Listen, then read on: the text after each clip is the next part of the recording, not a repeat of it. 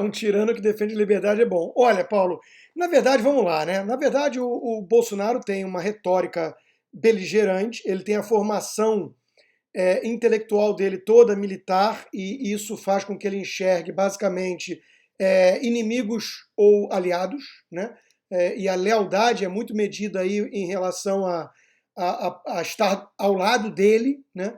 Então, isso eu mesmo já experimentei na prática, quando eu critiquei mais intensamente algumas coisas, como, por exemplo, a indicação do filho para a embaixada nos Estados Unidos, o próprio Eduardo comprou uma briga pessoal comigo, né? Passou a falar do meu passado e tudo. Então, a visão de lealdade deles é essa, né? Você está do meu lado ou você está contra mim? Eles vão tentando avaliar sempre isso, né? Não enxergam nuances, não enxergam muito, assim, a questão, na minha opinião, do apego a princípios mais do que pessoas, né? Dito isso, não resta a menor dúvida na minha cabeça de que, ainda mais nessa pandemia, né, o presidente Bolsonaro ele está do lado da defesa das liberdades e garantias individuais. Ele está. E ele está bancando com muita firmeza isso. Né? E mesmo em relação ao Supremo, que a gente já apontou aqui o que tinha que ser apontado, né, o presidente disse esses dias: não podemos ficar reféns de um STF, essa é a harmonia, democracia não é possível sem respeitar a Constituição. Ele tem repetido muito isso, né? Jogar dentro das 4 linhas da Constituição. E, de fato, até onde a vista alcança, o Poder Executivo tem feito exatamente isso. Enquanto que não podemos dizer o mesmo, principalmente do Judiciário e da última instância, que é o Supremo. Então, sim, o presidente, ele hoje, em que pese esse estilo mais belicoso e binário, né?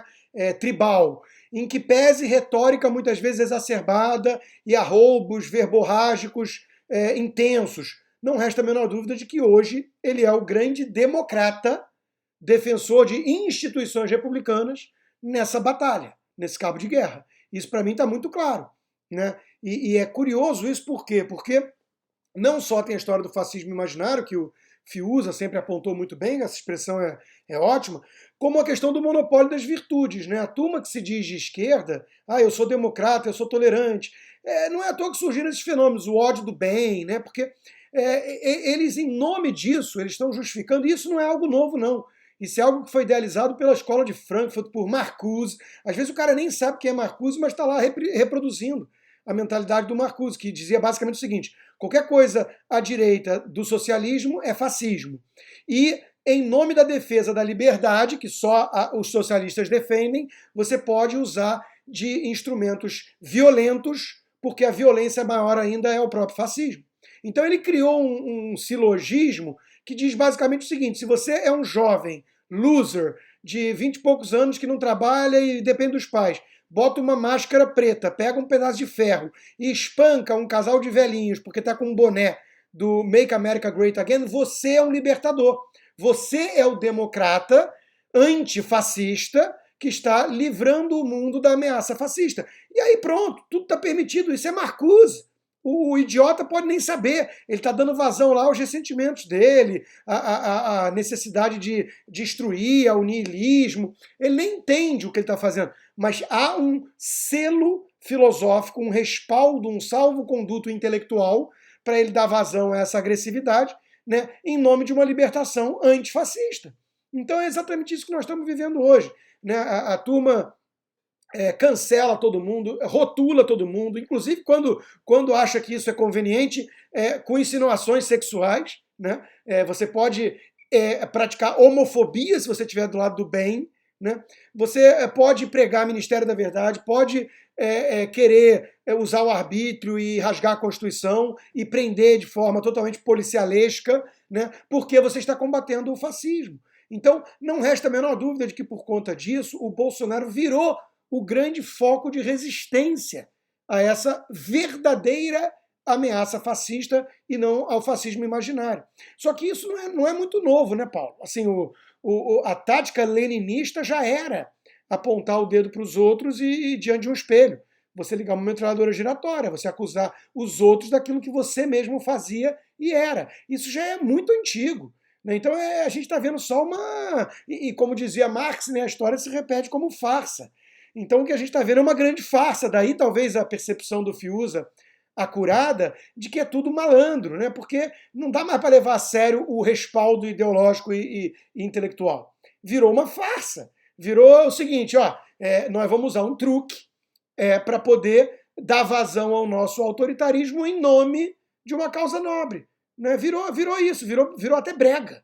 Eu tenho repetido isso, né, porque eu acho que, como essa turma toda adota a visão estética de mundo, tudo é aparência, tudo é discurso, tudo é a imagem perante o público, né? Tudo é calculado, você vê as postagens, você vê a lacração, é uma coisa de visão estética de mundo, eles não ligam para os resultados. Olha o Biden, né? O Biden vai trazer a normalidade para o mundo. Porra, em 8 meses de governo nós temos o maior fiasco de política externa da história, que só rivaliza com o Jimmy Carter com a revolução dos ayatollahs no Irã, né? E a turma, os correspondentes todos da grande mídia, dizendo que o Trump tinha saído e agora era clima de Copa e a gente ia voltar a ter normalidade no mundo.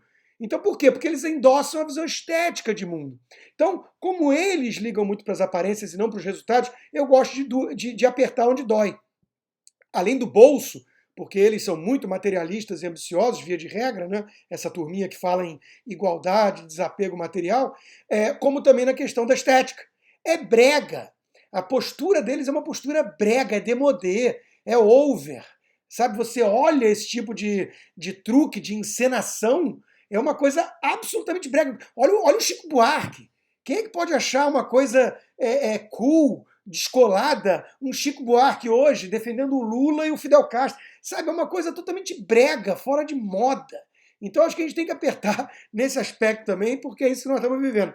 E essa história do ataque ao fascismo, que eles enxergam em cada esquina, né?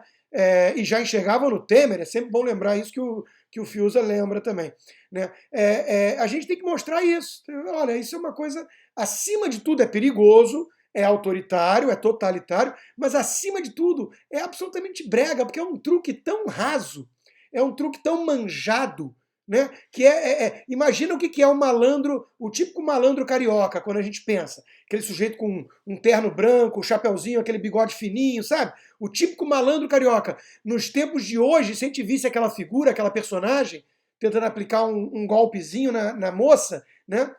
A gente ia rir de tão datado que é isso, de tão brega. Então acho que a gente tem que ir por esse caminho estético também. Né? Vamos falar que a resistência liberal, entre aspas, dessa turma contra o fascismo bolsonarista, além de tudo, é brega.